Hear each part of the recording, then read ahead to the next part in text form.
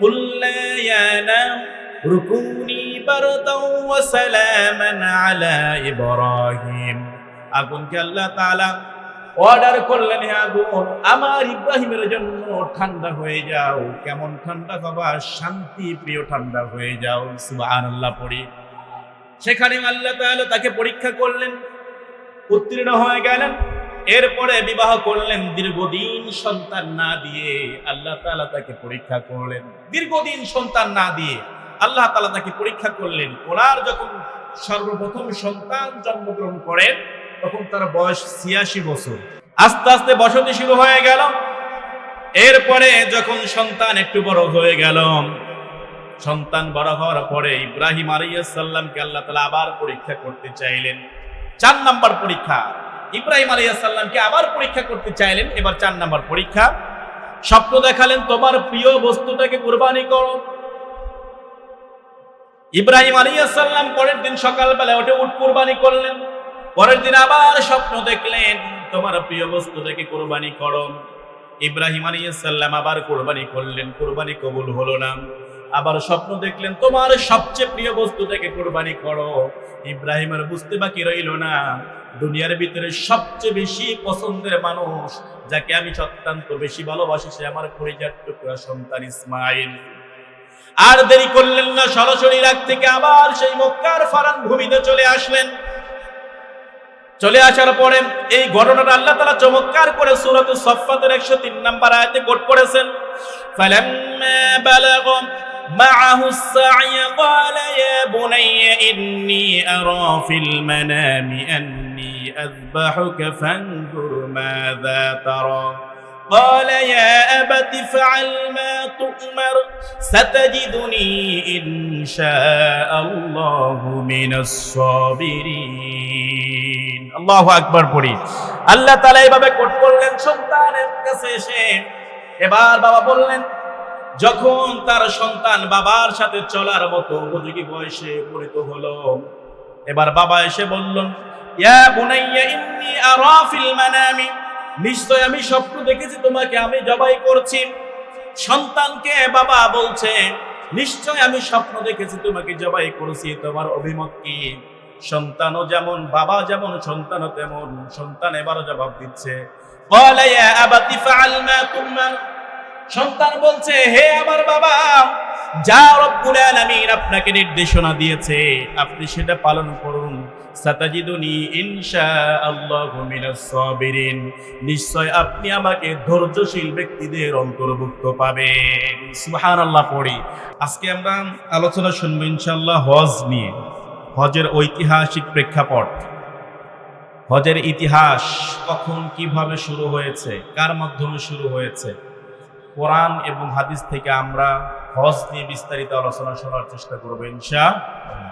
হজ হচ্ছে শারীরিক এবং আর্থিক ইবাদত। হজ কি ইবাদত বলেন তো দেখি? শারীরিক এবং আর্থিক। শুধু কেবলমাত্র টাকা থাকলেই আপনি হজটাকে সম্পন্ন করতে পারবেন না, সাথে সাথে কি রাখতে হবে? শারীরিক শক্তিও থাকতে হবে। হজের প্রত্যেকটা কাজই যেগুলো খুবই কষ্টদায়ক, শারীরিকভাবে আপনি যদি সবল না হন তাহলে হজটা পরিপূর্ণভাবে আপনি সম্পন্ন করতে পারবেন না।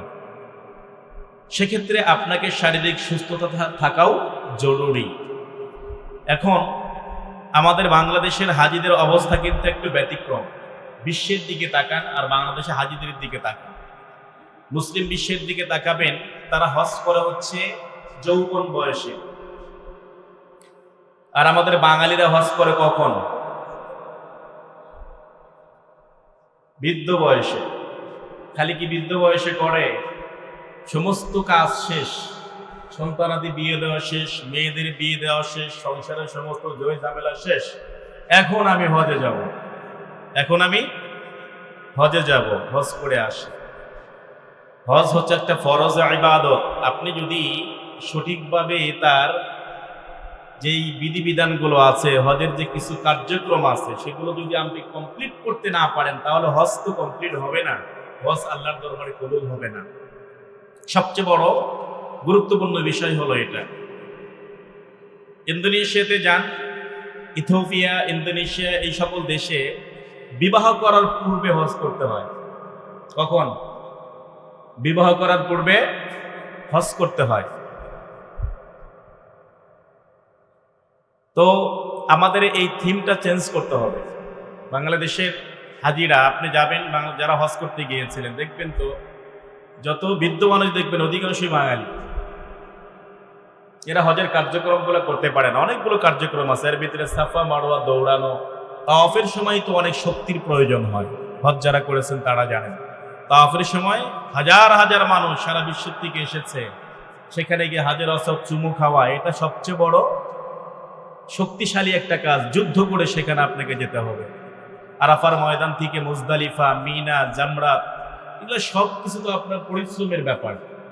সেক্ষেত্রে যদি আপনি শারীরিকভাবে দুর্বল হন, তাহলে এই ফরজ বিধানটা তো আপনি সঠিকভাবে আদায় করতে পারছেন না।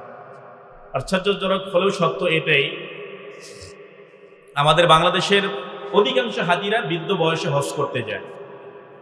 আমি যখন হিফজখানায় পড়ি তখন দেখেছি যে বেশি দূরে পড়ে যে বেদের কবরস্থান মাদ্রাসা, এখানেই আমি হিফজ সম্পূর্ণ করেছি 2003 সাল। তখন দেখতাম এই হজের সিজনে আমাদের এলাকার হাজিরা যারা হজ করতে যাবে সকালবেলা কবর জিয়ারত করতে আসতো। আত্মীয় স্বজন নিয়ে এসে কবর জিয়ারত করতে এসে তারপরে হজের জন্য তারা রওনা দিয়েছে। তো এক বৃদ্ধ মানুষকে দেখলাম হজ করতে আসছে, কবর জিয়ারত করতে, ভিতরে ঢুকে পড়েছে। ওনার ইস্তেঞ্জা চেপে বসেছে, মানে প্রস্রাব এসেছে। এখন কি করবে? বাহিরে যে বের হবে এই সুযোগটা নাই, সেখানেই বসে বসছে। এখন যেই ব্যক্তি নিজেকে কন্ট্রোলই করতে পারতেছে না, ওখানেই বসে পড়লো, একটু দূরে যাওয়ার মতো সামর্থ্য নাই, সে হজের বিধানগুলো পালন করবে কেমনে? 2022 সালে ওমরা করেছি, তখন দেখেছি ইন্দোনেশিয়া এবং আফ্রিকান কিছু যুবক তারা দল বেঁধে বেঁধে ওমরায় আসছে। তাদের গ্রুপটা কেমন ছিল? এক এক গ্রুপে আপনার 150, 200, 250 জন করে যুবক এক এক গ্রুপে। তারা বয়স কেমন হবে? 16, 17, 18 বছরের যুবক। তারা সবাই ওমরা করতেছে খুব উৎসব মুখর পরিবেশে, কারণ সেই সময় তো রক্ত টকবক করে, প্রত্যেকটা বিধান আপনাকে পালন করতে সহজ হয়ে যাবে। আল্লাহ তাআলা যৌবন বয়সের ইবাদত সেজন্য সবচেয়ে বেশি পছন্দ করেন। সেজন্য হজটা হচ্ছে শারীরিক এবং আর্থিক ইবাদত। শুধু কেবলমাত্র টাকা থাকলেই নয়, আপনাকে শারীরিকভাবেও সক্ষমতা থাকতে হবে, স্ট্রং হতে হবে, তার হজের বিধানগুলো পালন করতে পারবে। তো আমরা হজ দিয়ে আছি, কথা শুনবো ইনশাআল্লাহ। হজ কখন থেকে শুরু হয়েছে, কিভাবে শুরু হয়েছে? আল্লাহ তাআলা একজন নবীকে সবচেয়ে বেশি পরীক্ষা করেছেন। নবীটার নাম কি বলেন তো দেখি? মাশাআল্লাহ, আপনারা সকলেই জানেন, তাহলে তো হজ করার প্রয়োজনই নেই। একজন নবীকে আল্লাহ তাআলা সবচেয়ে বেশি কি করেছেন? পরীক্ষা করেছেন।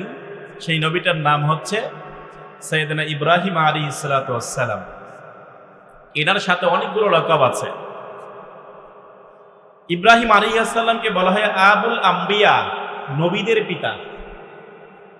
সুবহানাল্লাহ পড়ি, নবীদের পিতা। ওনার পূর্বে কেবলমাত্র 7 জন নবী রাসূল এসেছিলেন ওনার পূর্বে। এরপরে যত নবী রাসূল এসেছে ওনার 2টি ছেলের মাধ্যমে। একটি ছেলে ইসহাক আলাইহিস সালাতু ওয়াস সালাম, তবে ম্যাক্সিমাম নবী এসেছে ইসহাক আলাইহিস সালামের চ্যানেলে। আরেকজন ছিলেন সাইয়েদনা ইসমাঈল আলাইহিস সালাতু ওয়াস সালাম। ইসমাঈলের বংশ থেকে কেবলমাত্র নবী এসেছে একজন। এই একজন হচ্ছে আমাদের নবী মুহাম্মদুর রাসূলুল্লাহ সাল্লাল্লাহু আলাইহি ওয়াসাল্লাম। আর যত নবী রাসূল এসেছে সব ইসহাকের চ্যানেল থেকে। সেজন্য ওনাকে বলা হয় আবুল আম্বিয়া, নবীদের পিতা। নবীদের পিতা ইব্রাহিম আলাইহিস সালামকে আল্লাহ তাআলা সবচেয়ে বেশি পরীক্ষা করেছেন। তবে যত কঠিন পরীক্ষাই হোক না কেন, ইব্রাহিম আলাইহিস সালাম গোল্ডেন A+ পেয়ে উত্তীর্ণ হয়েছেন। সুবহানাল্লাহ, কখনো পিছপা হন নাই। শুরুতেই নমরুদের দ্বারা পরীক্ষার সম্মুখীন হন।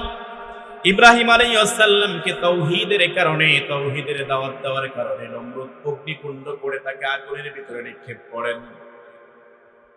এরপরেও আগুনে যখন নিক্ষেপ করবেন, ইন দ্য মিন টাইম জিবরাইল এসে হাজির হয়ে যায়। ইব্রাহিমকে বলেন, ইব্রাহিম আপনি শুধু একটা বার আমাদেরকে অর্ডার করুন, এই নমরুদের পুরা গোষ্ঠী উদ্ধার করে দেব। ইব্রাহিম বললেন, আমাকে যে এই যে আগুনে নিক্ষেপ করছে আমার আল্লাহ দেখছে কি দেখেন না? জিবরাইল বললেন, অবশ্যই দেখছেন, তাহলে তোমার সাহায্য আমার কেন প্রয়োজন হবে? যে আল্লাহ আমাকে সৃষ্টি করেছেন এই বিপদ থেকে আমার রবই উদ্ধার করবেন। সুবহানাল্লাহ। যখন এই কথা বললেন, সঙ্গে সঙ্গে কোরআনের আয়াত আল্লাহ তাআলা এইভাবে কোট করলেন সূরাতুল আম্বিয়া, কুল্লা ইয়া নাম রুকুনি বারদাও ওয়া সালামান আলা ইব্রাহিম। আগুনকে আল্লাহ তাআলা অর্ডার করলেন, হে আগুন আমার ইব্রাহিমের জন্য ঠান্ডা হয়ে যাও। কেমন ঠান্ডা বাবা? শান্তি প্রিয় ঠান্ডা হয়ে যাও। সুবহানাল্লাহ পড়ি। সেখানে আল্লাহ তাআলা তাকে পরীক্ষা করলেন, উত্তীর্ণ হয়ে গেলেন। এরপরে বিবাহ করলেন, দীর্ঘদিন সন্তান না দিয়ে আল্লাহ তাআলা তাকে পরীক্ষা করলেন। দীর্ঘদিন সন্তান না দিয়ে আল্লাহ তাআলা তাকে পরীক্ষা করলেন। ওনার যখন সর্বপ্রথম সন্তান জন্মগ্রহণ করেন তখন তার বয়স ৮৬ বছর। কত বছর? ৮৬ বছর। ৮৬ বছর বয়সে সন্তান হয়। তখন তো দেখা যায় যে মৃত্যুর জন্য যদি একজন বেঁচে থাকে, মৃত্যুর জন্য তারা কি প্রহর গড়ে যে কখন আমার সময়টা শেষ হয়ে যাবে। আল্লাহ তাআলা তাকে দ্বিতীয় পরীক্ষা করলেন সন্তান না দিয়ে। সন্তান না দিয়ে পরীক্ষা করার পরে এবার আল্লাহ তাআলার কাছে ইব্রাহিম আলাইহিস সালাম ফরিয়াদ করলেন। সূরাতুস সাফফাতে চমৎকার করে আল্লাহ তাআলা সেই ঘটনাটা কোট করেছেন এইভাবে। আল্লাহ তাআলার কাছে দুটি হাত তুলে দোয়া করলেন, রব্বুল আলামিন সূরা সাফফাতে জানিয়ে দেন, রব্বি হাবলি মিনাস সালিহিন। আল্লাহ তাআলার কাছে যখন এইভাবে দোয়া করলেন, হে আল্লাহ আমাকে একজন নেক পুত্র সন্তান দান করুন, রব্বুল আলামিন তার দোয়ার জবাব দিলেন এইভাবে, ফাবাশশারনাহু বিগুলামিন হালিম। ফাবাশশারনাহু বিগুলামিন হালিম। রব্বুল আলামিন বলেন, ইব্রাহিমের দোয়ার পরিবর্তে আমি কি করলাম? তাকে একজন সৎ পুত্র সন্তানের সুসংবাদ দিয়ে দিলাম। সুবহানাল্লাহ পড়ি। সৎ পুত্র সন্তানের সুসংবাদ দিয়ে দিলাম। পুত্র সন্তান দুনিয়াতে জন্মগ্রহণ করলো। ইসমাঈল আলাইহিস সালাম দুনিয়াতে আসলেন। দুনিয়াতে আসার পরে এবার আবার পরীক্ষা শুরু হয়ে গেল। রব্বুল আলামিন ইসমাঈলকেও দ্বারা তাকে পরীক্ষা করলেন। এরপরে এই কথাগুলোই আল্লাহ তাআলা সূরাতুল ইব্রাহিমের ৩৯ নম্বর আয়াতে কোট করেছেন। ইব্রাহিমের ভাষায় আল্লাহ তাআলা জানিয়ে দিয়েছেন, আলহামদুলিল্লাহিল্লাযী ওয়াহাবা লি আলাল কিবারি ইসমাঈল ওয়া ইসহাক। ইব্রাহিম বলছেন আল্লাহ তাআলার শুকরিয়া, যিনি আমাকে ইসমাঈল এবং ইসহাকের মতো সন্তান দিয়ে ধন্য করে দিয়েছেন। সুবহানাল্লাহ। দুজন সন্তান আসছেন। ইব্রাহিম আলাইহিস সালামের দুজন স্ত্রী ছিল। প্রথম স্ত্রীর নাম ছিল সারা, আর দ্বিতীয় স্ত্রীর নাম ছিল হাজেরা। তবে হাজেরা ছিল সরাসরি স্ত্রী না, তিনি ছিলেন উপপত্নী। উপপত্নী বোঝেন? হ্যাঁ, উপপত্নী বোঝেন কি? উপপত্নী হলো, হাজেরা ছিলেন সারার একজন উপহার। নমরুদ তাকে উপহার দিয়েছিল, ফেরাউন তাকে উপহার দিয়েছিল। এবার সারা সেই উপহারটাকে ইব্রাহিমকে দিয়ে দেন। উপহারটাকে ইব্রাহিমকে দিয়ে দেন, তার মানে দাসী। দাসীর ঘরে কোনো সন্তান আসলে সেটাকে বলা হয় মূলত হচ্ছে উপপত্নী। তো সারার গর্ভে ছিলেন ইসহাক আর হাজেরার গর্ভে ছিলেন ইসমাঈল। তবে ইব্রাহিমের জ্যেষ্ঠ পুত্র এসেছে হাজেরার গর্ভে। তবে তাদের বয়সের ব্যবধান ছিল এতটুকু যে ইসমাঈল আলাইহিস সালাম যখন জন্মগ্রহণ করেন তখন ইব্রাহিমের বয়স ছিল ৮৬ বছর, আর ইসহাক আলাইহিস সালাম যখন জন্মগ্রহণ করেন তখন ইব্রাহিম আলাইহিস সালামের বয়স ছিল ১০০ বছর। এই ব্যবধানে আল্লাহ তাআলা তাদেরকে কি করেন? সন্তান দান করেন। এরপরে এই সন্তান আসার পরে বৃদ্ধ বয়সে যখন সন্তান আসে, সন্তানের প্রতি মহব্বত কমে না বাড়ে? বলেন তো দেখি। হ্যাঁ, কমে না বাড়ে? বৃদ্ধ বয়সে সন্তান দেখবেন তো কখনোই সন্তানকে ছাড়া থাকতে পারে না। তো ইব্রাহিম আলাইহিস সালামও অনুরূপভাবে বৃদ্ধ বয়সে যখন সন্তান পেলেন, সন্তান পাওয়ার পরেও তার এরকম সন্তানের প্রতি মহাব্বত বেড়ে গেল। এবার আল্লাহ তাআলা দ্বিতীয় পরীক্ষার সম্মুখীন, 3 নাম্বার পরীক্ষার সম্মুখীন তাকে করলেন। ইব্রাহিমকে আল্লাহ তাআলা বললেন, তোমার এই সন্তান আর তার মা সহ তাকে কি দিয়ে আসো? নির্বাসন দিয়ে আসো। ইব্রাহিম আলাইহিস সালামের বুকটা চির চৌচির হয়ে যাচ্ছে, তারপরেও রবের নির্দেশ পালন করতেই হবে। দুজনকে সঙ্গে করে নেন, সুদূর ইরাক থেকে মক্কা নগরীতে চলে আসলেন, যেই জায়গায় কোনো মানুষ নাই, জন নাই, যে এখানে কোনো বসতি নাই, কোনো গাছগাছালি, কোনো কিচ্ছু নাই।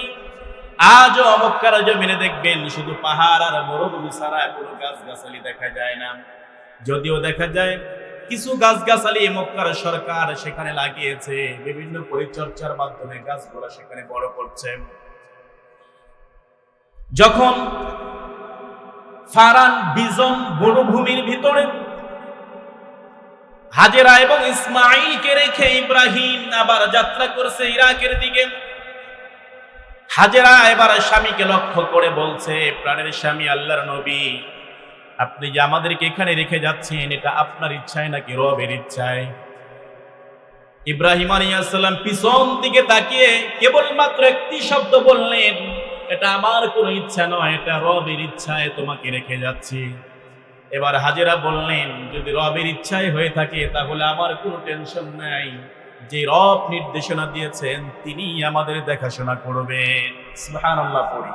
সামান্য কিছু খাবার, কিছু পানীয়, সামান্য কিছু খাবার, কিছু পানীয় সেখানে রেখে গেলেন।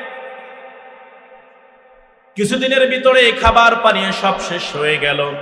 শিশু সন্তান ইসমাঈল, তাকে নিয়ে সেই জায়গায় তিনি জীবন যাপন করতে শুরু করে দিলেন। এমন সময় খাবার পানীয় শেষ হয়ে গেল, একটা পর্যায়ে হাজেরার বুকের দুধটাও শুকিয়ে গেল। সন্তানকে কি খাওয়াবে? সন্তান পিপাসায় কাতর হয়ে শুধু জিহ্বাটা বের করে দিচ্ছে। মা সন্তানের কষ্ট দেখে কখনো বসে থাকতে পারে না। তাকিয়ে দেখে পাশে একটা পাহাড় দেখা যায়। সেই পাহাড়ের দিকে ধু ধু ধু ধু কেমন যেন পানির মতো একটা ঢেউ উঠছে, রোদের কিরণে ঢেউ উঠছে পানি, এরকম দেখা যাচ্ছে। এই যে চরম চলে যাবেন, এখন এই সময় প্রচন্ড রোদ যখন ওঠে, দেখবেন তো মরুভূমির এই বালুর চরে দূর থেকে তাকাবেন, দেখবেন হয়তো সেখানে পানির ঢেউ খাচ্ছে, কিন্তু আসলে সেখানে কোনো পানি নাই। এবার হাজেরা দৌড়াইলেন, সেই পাহাড়ের কাছাকাছি চলে গেলেন। সেই পাহাড়টার নাম হচ্ছে সাফা পাহাড়। যায় দেখে কোনো পানি নাই। সেখান থেকে তাকালেন আবার মারোয়ার দিকে, মারোয়ার কাছাকাছি যেয়ে দেখে সেখানেও কোনো পানি নাই। এইভাবে হাজেরা আলাইহিস সালাতু ওয়াস সালাম একবার নয়, দুইবার নয়, 7 বার তিনি সাফা মারওয়া দৌড়াইলেন। সুবহানাল্লাহ। রব্বুল আলামিনের কাছে এই দৃশ্যটা এতই পছন্দনীয় হলো, আল্লাহ তাআলা এই দৃশ্যটা এতটাই পছন্দ করলেন, কিয়ামত পর্যন্ত উম্মতে মুহাম্মাদের জন্য সাফা মারওয়া দৌড়ানো হজের একটা ওয়াজিব ইবাদত হিসেবে গণ্য করে দিলেন। সুবহানাল্লাহ। সেখান থেকে সাফা মারওয়া দৌড়ানোর একটা রীতি চলে আসলো।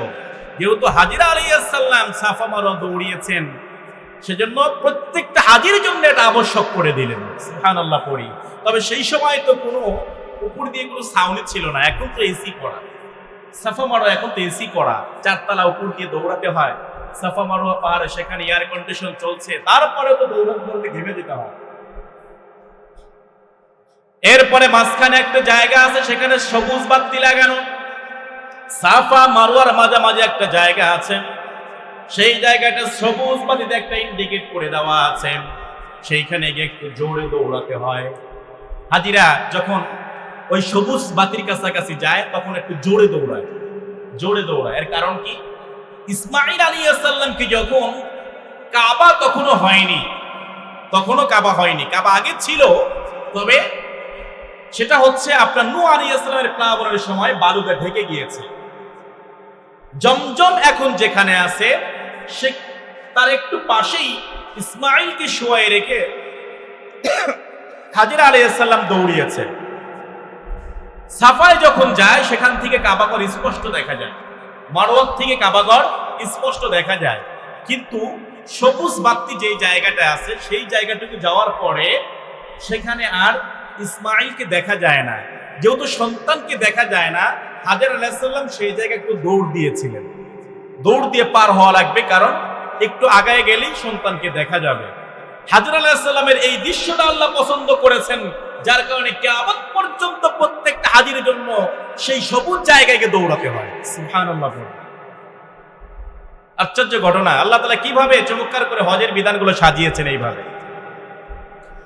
এবার হাজর আলাইহিস সালাম নিজে দৌড়ালেন।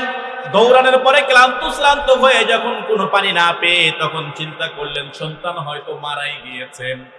সন্তানের দিকে দৌড়ে আসতেছেন, এমন সময় আল্লাহ তাআলা জিবরাইলকে ডাক দিলেন, জিবরাইল যাও যাও, জলদি করে যাও, আমার ইসমাইল যেই জায়গায় শুয়ে আছে, আমার ইসমাইল যেই জায়গায় শুয়ে থেকে তার পাটা লাড়াচ্ছে।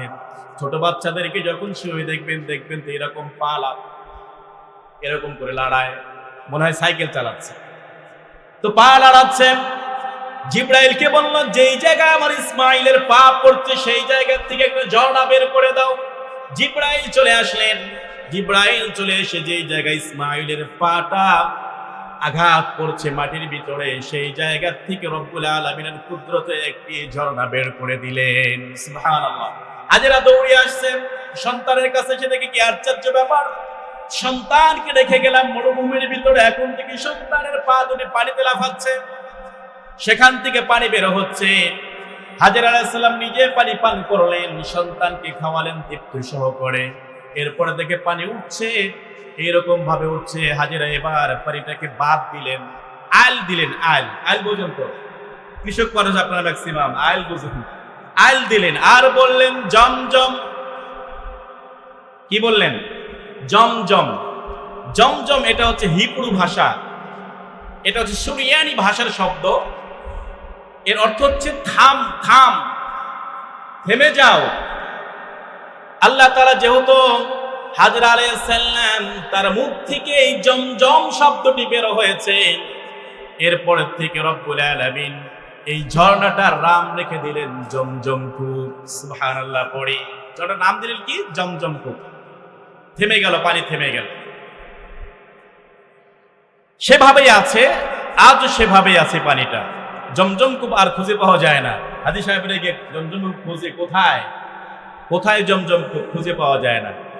জমজম কূপটা হচ্ছে কাবা শরীফ থেকে 200 মিটার দূরে, 200 মিটার সামনে কাবা শরীফ থেকে, কিন্তু তার উপর দিয়ে এখন অনেক আবরণ দেওয়া হয়েছে। সেখানে আপনার মাতাফ তৈরি করে দেওয়া হয়েছে। হাজিরা সেখানে গিয়ে কি করে? তফ করে। কিন্তু নিচ দিয়ে পানির লাইনটা বের করা হয়েছে, নিচ দিয়ে পানির লাইনটা বের করে সেখান থেকে পানি উত্তোলন করা হয়। জমজম কূপ দেখা যায় না। আরেকটা আছে, দেখবেন তো, জাবালে আবু কুবাইস। হাজিরা যারা গিয়েছেন সেখানে দেখবেন জাবালে আবু কুবাইস, সেই পাহাড়টা কেটে এখন সেখানে বাস স্ট্যান্ড করা হয়েছে। তবে যেহেতু সেইখানে ঐতিহাসিক কিছু নিদর্শন রয়েছে, সেজন্য পাহাড়টা পুরোপুরি কাটা হয়নি। পুরোপুরি না কেটে কেবলমাত্র একটি অংশ কেটে সেখানে বাস স্ট্যান্ড করা হয়েছে। তার পাশেই নবীজির জন্মস্থান, লাইব্রেরি করা আছে। নবীজি এখানে জন্মগ্রহণ করেছেন, সেই ঘরটা এখন লাইব্রেরি করা হয়েছে। এই লাইব্রেরির সামনেই একটা কূপ আছে, অনেকে মনে করেন এটাই জমজম কূপ। সেটা জমজম কূপ নয়, সেখান থেকে সরাসরি সেখান থেকে পাইপের লাইন দিয়ে সেখানে পানি সেখানে নেওয়া হয়। এই জমজম কূপটা দেখা গেল যে সেখানে স্থাপন করা হলো, আল্লাহ তাআলা নাম দিয়ে দিলেন জমজম। সেখানে তারা বসবাস করতে শুরু করে দিলেন। পানি যখন আসে মরুভূমির ভিতরে, যখন মানুষ চলতো তখন তাদের নিশানা ছিল উপরের দিকে তাকাতো। উপরের দিকে তাকিয়ে তারা পানির খোঁজ করত। উপরে তাকালে পানি দেখা যায়? দেখা যায় কি? দেখা যায় না। কেমনে দেখতো? যখন দেখতো উপরে কোনো পাখি উঠতেছে, অনেকগুলো পাখি উঠতেছে, তখন তারা বুঝতে পারতো যে এই জায়গায় কোনো কূপ আছে বা পানির সন্ধান আছে। কারণ পানি ছাড়া সেখানে কোনো পাখি আসবে না, আর পানি আছে দেখে সেখানে কি আসছে? পাখি আসছে।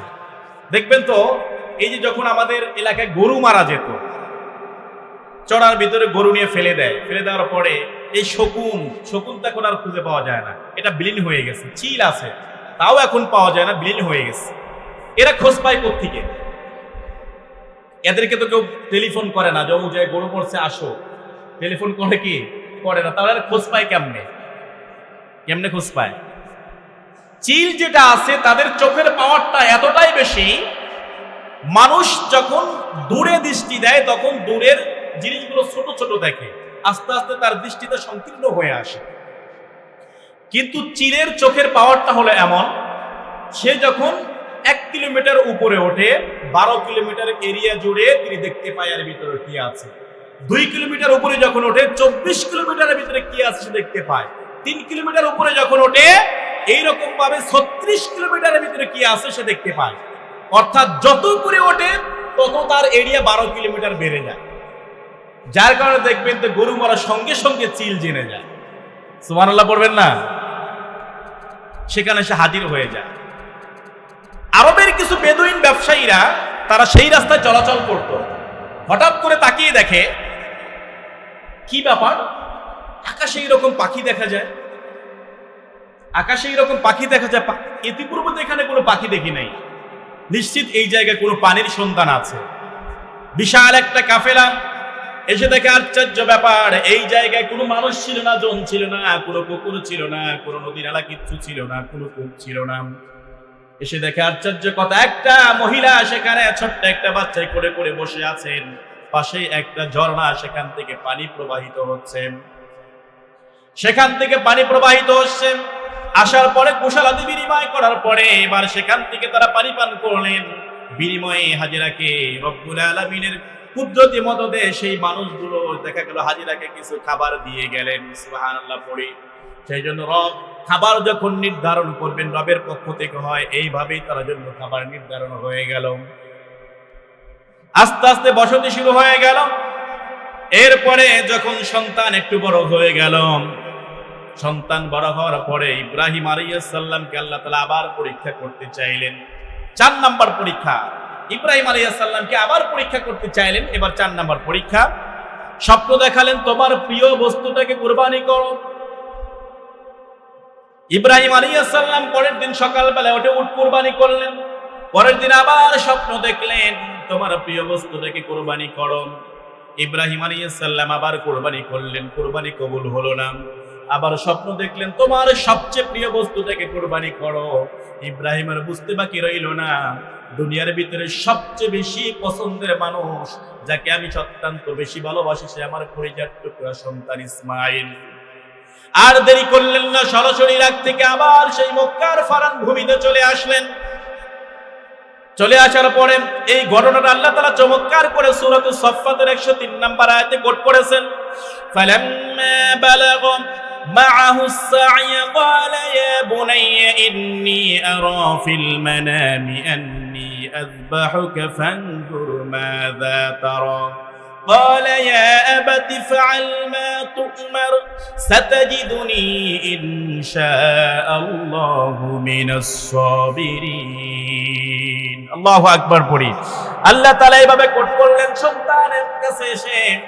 এবার বাবা বললেন, যখন তার সন্তান বাবার সাথে চলার মতো উপযোগী বয়সে পরিণত হলো, এবার বাবা এসে বললেন, ইয়া বুনাইয়া ইন্নী আরা ফিল মানামি, নিশ্চয় আমি স্বপ্ন দেখেছি তোমাকে আমি জবাই করছি। সন্তানকে বাবা বলছে, নিশ্চয় আমি স্বপ্ন দেখেছি তোমাকে জবাই করছি, তোমার অভিমত কি? সন্তানও যেমন বাবা যেমন সন্তানও তেমন। সন্তান এবারও জবাব দিচ্ছে, ক্বালা ইয়া আবাতি ফাআল মা তুমার। সন্তান বলছে, হে আমার বাবা, যা রব্বুল আলামিন আপনাকে নির্দেশনা দিয়েছে আপনি সেটা পালন করুন। সাতাজিদুনি ইনশাআল্লাহু মিনাস সাবিরিন, নিশ্চয় আপনি আমাকে ধৈর্যশীল ব্যক্তিদের অন্তর্ভুক্ত পাবেন। সুবহানাল্লাহ পড়ি। আপনাকে যেটা নির্দেশ করা হয়েছে আপনি সেটা করুন, নিশ্চয় আপনি আমাকে কি পাবেন? ধৈর্যশীলদের অন্তর্ভুক্ত পাবেন। অনেক লম্বা ঘটনা, এত বিস্তারিত বলার সময় নাই, কেবলমাত্র এখান থেকে আমাদের মূল শিক্ষাগুলো বের করা প্রয়োজন। সন্তানের কাছে যখন আসলেন, আসার পরে ঘটনা বললেন, মায়ের কাছ থেকে বিদায় নিয়ে সন্তানকে নিয়ে চললেন মিনা বাজারে নিয়ে যাবেন, মিনা প্রান্তরে। সন্তানকে নিয়ে যাওয়ার সময় যখন প্রতিমধ্যে বাবা সামনের দিকে হাঁটছেন, সন্তান পিছন দিকে হাঁটছেন, এমন সময় শয়তান চিন্তা করতেছে ইব্রাহিম যদি এই পরীক্ষায় পাশ হয়ে যায় তাহলে শয়তান হয়ে আমার লাভ হলো কি? তাকে যে কোনো এই ধোঁকা দিতে হবে। বারবার পরীক্ষার ভিতরে ইব্রাহিম পাশ করে ফেলছেন, যে কোনো এই ধোঁকা দিতে হবে। তিনি চিন্তা করলেন যেহেতু হাজেরা তাকে ছোট্ট বয়স থেকে একাকী বড় করেছেন, সর্বপ্রথম আমি হাজেরাকেই ধোঁকা দেওয়ার চেষ্টা করব। মায়ের কাছে চলে গেলেন, দৌড়িয়ে গিয়ে তিনি মায়ের কাছে গিয়ে একজন বৃদ্ধ মানুষের রূপ ধারণ করে সেখানে গিয়ে হাজির হয়ে গেলেন। হাজেরা, তুমি কি জানো তোমার সন্তান কোথায় গিয়েছে? বলে আমার স্বামী সন্তানকে নিয়ে দাওয়াত খাইতে গিয়েছে। বলে না, মিথ্যা কথা, দাওয়াত খাইতে না। বলে কোথায় গিয়েছে? বলে তোমার স্বামী সন্তানকে জবাই করবে। হাজেরা বলছে দুনিয়ার কোনো বাপ পারে না সন্তানকে জবাই করতে, তুমি কে বলো তো দেখি? বলে না, অবশ্যই জবাই করবে। বলে কেন জবাই করবে? তার রব তাকে নির্দেশ দিয়েছে, সেই জন্য জবাই করবে। হাজেরা এবার বলছে তার রব যদি আমার সন্তানকে জবাই করার জন্য নবীকে নির্দেশ দেয় তাহলে আর চাইতে সৌভাগ্যবান আর কি হতে পারে? আমার সন্তান আল্লাহর জন্য কুরবানি হয়ে যাবে। হাসরের ময়দানে আমি সন্তানের মা হিসেবে গর্ব নিয়ে আল্লাহর কাছে হাজির হয়ে যাব। নিশ্চয় তুমি শয়তান আর কেউ নও। শয়তান এবার ধরা খেয়ে গেছে, যেখানেতে কোনো কাজ হলো না। এবার শয়তানকে ঝাড়ি দিয়ে সেখান থেকে বের করে দিলেন। শয়তান চিন্তা করলেন যেহেতু ইব্রাহিমের কাছে যাওয়া সম্ভবই না, ছোট্ট ইসমাইল তাকে দেখি ধোঁকা দেওয়া যায় কিনা। ইসমাইল আলাইহিস সালাম পিছন পিছন হাঁটছেন। এমন সময় পিছনে গিয়ে শয়তান ইসমাইলকে বলছে, ইসমাইল কোথায় যাচ্ছ তুমি কি জানো? কোথায় যাচ্ছ তুমি কি জানো? বলে হ্যাঁ, আমার বাবার সাথে দাওয়াত খাইতে যাচ্ছি। বলে না, তোমার বাবার সাথে দাওয়াত খাইতে তুমি যাচ্ছ না, তোমার বাবা তোমাকে জবাই করার জন্য নিয়ে যাচ্ছেন। তোমার বাবা তোমাকে জবাই করার জন্য নিয়ে যাচ্ছে। ইসমাইল বলছে কেন আমার বাবা জবাই করবে? দুনিয়াতে এমন কোনো বাবা নাই যে সন্তানকে জবাই করে। বলে হ্যাঁ, কেউ পারবে না, তবে তোমার রব নির্দেশ দিয়েছে, যার কারণে তোমার বাবা তোমাকে জবাই করতে নিয়ে যাবেন। ইসমাইল বলে যদি আমার রব নির্দেশ দিয়ে থাকে তাহলে এটা তো আমার সৌভাগ্য। সুবহানাল্লাহ পড়ি, এটা তো আমার সৌভাগ্য। তুমি আমাকে বল তুমি কে? নিশ্চয় তুমি শয়তান। এই কথোপকথনটা ইব্রাহিম আলাইহিস সালাম শুনে ফেলেছে। ইব্রাহিম ইসমাইলকে বলছে, ইসমাইল কার সাথে কথা বলো? বাবা শয়তান। বলে তাকে কি করো? কঙ্কর তুলে ঢিল মারো, তাড়িয়ে দাও। ইব্রাহিম অথবা ইসমাইল দুজনেই এবার 7টি কঙ্কর 7টি ঢিল মারেন। এই ঢিল মারাটা আল্লাহর কাছে পছন্দনীয় হয়েছে। কিয়ামত পর্যন্ত প্রত্যেকটা হাজীকে এই কঙ্কর নিক্ষেপ করে আল্লাহ তাআলা ওয়াজিব করে দিয়েছেন। সুবহানাল্লাহ পড়ি। হাজীরা যে কঙ্কর নিক্ষেপ করে এটা সেই ইসমাইলের ঢিলটাকে অনুসরণ করে কেবলমাত্র। এরপরে তারা মিনা প্রান্তরে চলে গেলেন রবের নির্দেশে। তারা সেখান থেকে দেখা যায় কুরবানির অনেক লম্বা ঘটনাতে বিস্তারিত বলার সময় নেই। রবের নির্দেশে যখন বাবা সন্তানকে শুইয়ে দিলেন, সন্তানকে শুইয়ে দেওয়ার পরে যখন জবাই করতে যাবে এমন সময় রব্বুল আলামিন জান্নাত থেকে একটা দুম্বা এনে সন্তানকে সরিয়ে দিয়ে দুম্বাটা জবাই করে দিলেন। এই জবাই করাটা সেখান থেকে রব্বুল আলামিন প্রত্যেকটা উম্মতে মুহাম্মাদের জন্য সেটাকে কুরবানি করা আবশ্যক করে দিলেন। যাদের সামর্থ্য আছে আবশ্যক করে দিলেন এইভাবে। এবং তোমরা জবাই করোই, কুরবানির যন্ত্রটা খাও, নিজেরা খাও, পরিবার পরিজনকে নিয়ে খাও। সুবহানাল্লাহ পড়ি। এরপরে আল্লাহ তাআলা নির্দেশ দিলেন ইব্রাহিম আলাইহিস সালামকে কাবাঘর নির্মাণের নির্দেশ দিয়ে দিলেন। এবার কাবাঘর নির্মাণ করো। সূরাতুল বাকারার 125 থেকে 27 নম্বর আয়াত পর্যন্ত এই কাবাঘর নির্মাণের বিস্তারিত ঘটনাটা চলে এসেছে। সূরা বাকারার 125 থেকে 127 নম্বর আয়াত পর্যন্ত। ইসমাইল আর ইব্রাহিমকে নিয়ে জিব্রাইলের নির্দেশনায় যেই জায়গায় কাবা ছিল, কাবাটা যেহেতু এখন মাটি দিয়ে ঢাকা আছে, জিব্রাইল নির্দেশনা দিলেন এই জায়গায় কাবা আছে, ভিত্তির উপরে আপনি কাবাটা নির্মাণ করুন। ছেলে সন্তান আর বাবা দুজনেই মিলে কাবাঘর নির্মাণ করতে শুরু করে দিলেন। রব্বুল আলামিন এই ঘটনাগুলো চমৎকার করে কোট করেছেন। আল্লাহ তাআলা জানিয়ে দেন ওয়াইদ ইয়ারফাউ ইব্রাহিমুল কওয়াইদা মিনাল বাইতি ওয়া ইসমাঈল রব্বানা তাকাব্বাল মিন্না ইন্নাকা আনতাস সামিউল আলিম। ইব্রাহিম আর ইসমাঈলের এই কাজটা রব্বুল আলামিনের কাছে ফরিয়াদ করলেন, রব্বুল আলামিন আমরা যে এই ঘরটা নির্মাণ করেছি আপনি সেটা কবুল করে নিন, আপনি সেটা কবুল করে নিন। আল্লাহ তাআলা এই ঘর সম্পর্কে অন্য আয়াতে বলেন, ইন্না আউওয়ালা বাইতিন ফুদিআ লিন-নাস লাল্লাযী বিবাক্কাতা মুবারাকান ওয়া হুদাল লিল আলামিন। নিঃসন্দেহে এই ঘরটা হচ্ছে পৃথিবীর সর্বপ্রথম ঘর, যেটা আল্লাহ তাআলা সর্বপ্রথম ফেরেশতাদের মাধ্যমে আদম আলাইহিস সালামের মাধ্যমে নির্মাণ করেছিলেন। পরবর্তী সময় ইব্রাহিমের মাধ্যমে সেটা আবার নির্মাণ করেন। সুবহানাল্লাহ। আল্লাযী বিবাক্কাতা মুবারাকা, আল্লাহ সেখানে কি রেখে দিয়েছেন? বরকত এবং মুবারাক, অর্থাৎ বরকত এবং কল্যাণ দিয়ে পরিপূর্ণ করে দিয়েছেন। সুবহানাল্লাহ পড়ি। এরপরে ওয়া হুদাল লিল আলামিন, বিশ্ববাসীর জন্য আল্লাহ তাআলা এটাকে হেদায়েতের একটা বাতিঘর তৈরি করে দিয়েছেন। সুবহানাল্লাহ পড়ি। সেজন্য কাবাঘর পৃথিবীর সর্বপ্রথম ঘর, কাবাঘর পৃথিবীর সর্বপ্রথম ঘর। ঘর নির্মাণ হয়ে গেল। নির্মাণ হওয়ার পরে এবার আল্লাহ তাআলা ইসমাঈল আর ইব্রাহিমকে ঘোষণা করলেন, তোমরা এবার হজ করো। কি করো? হজ করো। সর্বপ্রথম কে হজ করেছেন? ইব্রাহিম আলাইহিস সালাম। সর্বপ্রথম কে হজ করেছেন?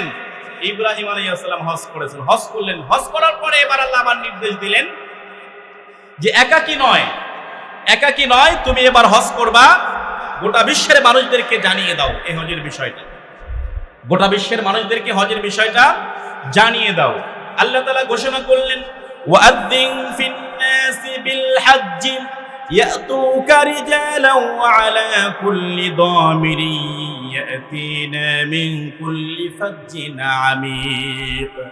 আল্লাহ ইব্রাহিমকে জানিয়ে দিলেন, ইব্রাহিম, বিশ্ববাসীকে তুমি আজান দাও, জানিয়ে দাও এই ঘরে তওয়াফ করার জন্য। ইব্রাহিম আলাইহিস সালাম বললেন, সাইয়েদনা ইবনে আব্বাস রাদিয়াল্লাহু তাআলা আনহু থেকে বর্ণিত হাদিসে এসেছে এইভাবে, ইব্রাহিম আলাইহিস সালাম বললেন, রব্বুল আলামিন, এই মরুভূমির ভিতরে কোনো জন নাই, মানুষ নাই, এখানে আমি আজান দিলে আমার আজানটা কোন পর্যন্ত যাবে আমি জানি না, কি করে বিশ্ববাসীর কানে কানে পৌঁছে যাবে। আল্লাহ তাআলা বললেন, তুমি কেবলমাত্র আজান দিয়ে দাও, প্রত্যেকটা মানুষের কর্ণপাত করার দায়িত্ব আমি আল্লাহ নিজ হাতে নিয়ে নেব। সুবহানাল্লাহ পড়ি। তুমি কেবলমাত্র আজান দিয়ে দাও, প্রত্যেকটা মানুষের কানে কানে পৌঁছে দেওয়ার দায়িত্ব আমি আল্লাহ তাআলা নিয়ে নেব। তিনি এবার চলে গেলেন জাবালে আবু কুবাইসের উপরে দাঁড়িয়ে, কানে দুটি হাত দিয়ে পশ্চিম দিকে তাকিয়ে আজান দেওয়া শুরু করে দিলেন। হাদিস শরীফে এসেছে, এই আজানটা তখন যারা শুনেছেন প্রত্যেকেই সেই কাবাগরে আল্লাহ তাআলা যে কোনো সময় তাকে নিয়ে যাবেন। সুবহানাল্লাহ। এরপরে আমরা যারা পরবর্তী সময় রূহের জগতে ছিলাম, যারা আল্লাহ তাআলা প্রত্যেকটা মানুষের কানে কানে পৌঁছে দিয়েছেন, যাদের কানে আজানটা পৌঁছেছে, কিয়ামতের আগে জীবনে একবার হলেও আল্লাহ তাআলা তাদেরকে কাবাগরে তওয়াফ করাবেন, মক্কা পর্যন্ত নিয়ে যাবেন। সুবহানাল্লাহ। অনেক লম্বা ঘটনা, হজ নিয়ে আরো অনেক আলোচনা আছে। আসলে অল্প টাইমে হজের বিষয়টা শেষ করা যায় না। সামনে যেহেতু আরো অনেকগুলো বিষয় আছে। হজের মাস অলরেডি শুরু হয়েছে। হজের মাস কি হয়েছে? শুরু হয়েছে। আল হাজ্জু আশহুরুম মা'লুমাত ফামান ফারাদা ফীহিল হজ। হজের মৌসুম এসেছে। হজের নির্ধারিত কয়েকটি মাস, যেই মাসে হজের প্রস্তুতি নিতে হবে। আর এই শাওয়াল মাস হচ্ছে হজের প্রথম মাস, এখান থেকে প্রস্তুতিমূলক মাস। সেজন্য যাদের উপরে আল্লাহ তাআলা হজ ফরজ করে দিয়েছেন, যারা বিত্তবান, যাদেরকে সম্পদ দিয়েছে, আপনি এখনই নিয়ত করতে হবে, কারণ হজ বিলম্ব করার বিষয় না। হজ আজকে আপনার সামর্থ্য আছে, দুদিন পরে নাও থাকতে পারে। এখন ফরজ হয়েছে, করেন নাই, দুদিন পরে টাকাটা নাও থাকতে পারে, কিংবা অন্য বিপদ হতে পারে, কিংবা অন্য প্রয়োজন হতে পারে। তার মানে ফরজ এই বিধানটা আপনি পালন করলেন, অবহেলা করে ছেড়ে দিলেন, এটার জন্য কঠিন শাস্তি আছে। ইনশাআল্লাহ আগামী সপ্তাহে এই বিষয় নিয়ে